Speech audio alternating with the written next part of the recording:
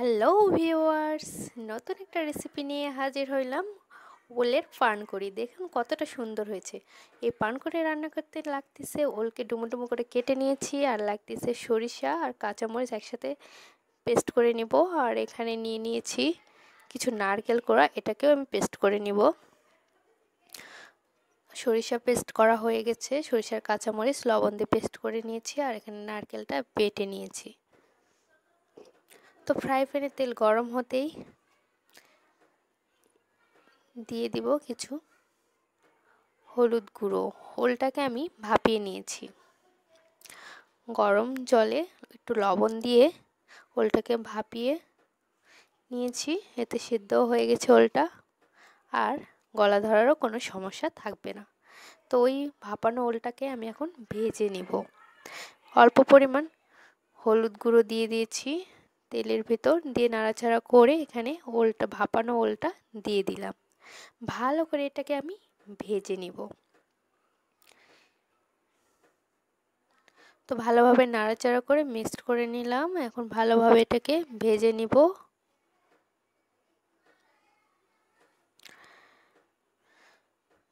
নিরামিষ দিনে যদি এরকম রান্না থাকে তো খেতে কিন্তু দারুণ লাগে। এক এক রকম রান্না হলে নিরামিষ দিনে কিন্তু খেতে মজাই লাগে। মাছ মাংস স্বাদকেও হার মানিয়ে দেয় যদি নতুনত্ব কোনো কিছু রান্না হয় নিরামিষ দিনে। সব দিনে তো আর মাছ মাংস খেতে ভালো লাগে না, ভিন্নতরও খেতে ইচ্ছে করে। তো নিরামিষ রান্না যদি হয় অন্যরকম স্বাদের তো মজাই লাগে খেতে। তো আমার ওলটা ভাজা হয়ে গেছে, আমি উঠিয়ে নিয়েছি। ওই প্যানে আমি তেল দিয়ে দিচ্ছি, আর এখানে গোটা কিছু মশলা দিয়ে দিলাম, দেখতেই পাচ্ছেন। ভালোভাবে এগুলো এখন নাড়াচাড়া করে নিব, ফ্লেভারটা যাতে তেলে ছড়িয়ে পড়ে। তো ফ্লেভারটা তেলে ছড়িয়ে পড়তেই আমি দিয়ে দিব এখানে বাটা মশলা, যেগুলো পেস্ট করে রেখেছি। এখানে দারচিনি আগে দিয়ে দিলাম গোটা।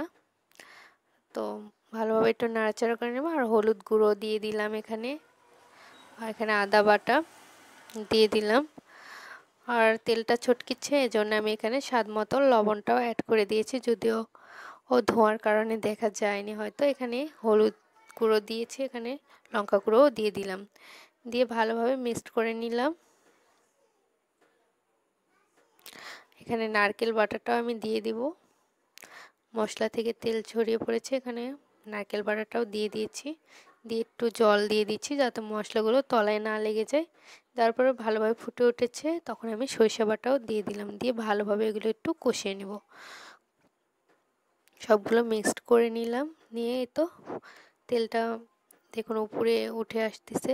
মশলাগুলো আমার অলরেডি কষানো হয়ে গেছে। এখন এখানে দিয়ে দিব আগে থেকে ভাপানো ওল ভাজা, সেটা দিয়ে দিব। দিয়ে ভালোভাবে এখন একটু ওলের সাথে আবারও কষিয়ে নিব। মশলাগুলো ভালোভাবে একটু কষিয়ে নিব।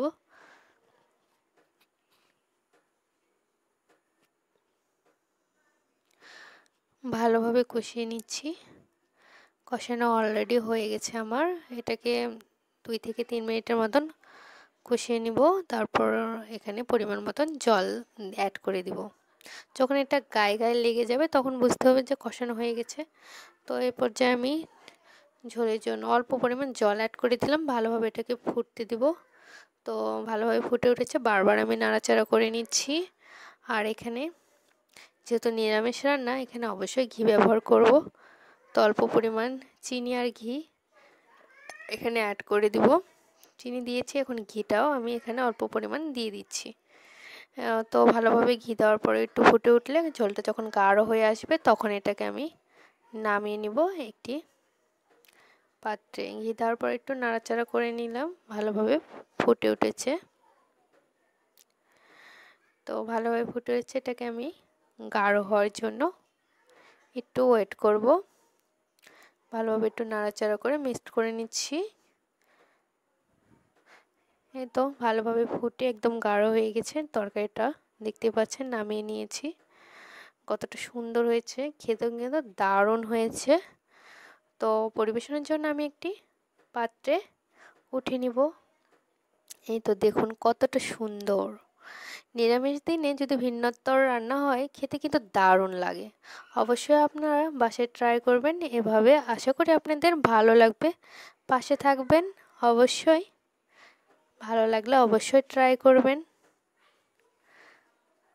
গরম ভাতের সাথে কিন্তু এটা দারুণ লাগে খেতে, এমনকি রুটি পরোটার সাথেও এটা খেতে কিন্তু দারুণ লাগবে। নিরামিষের রান্না আপনারা অবশ্যই নিরামিষ দিনে এভাবে রান্না করে খাবেন, দেখবেন ভালো লাগবে। একবার হলেও ট্রাই করবেন এই ওলের পানকড়ি রান্নাটা। তো ধন্যবাদ সবাইকে, ভালো থাকবেন, পাশে থাকবেন।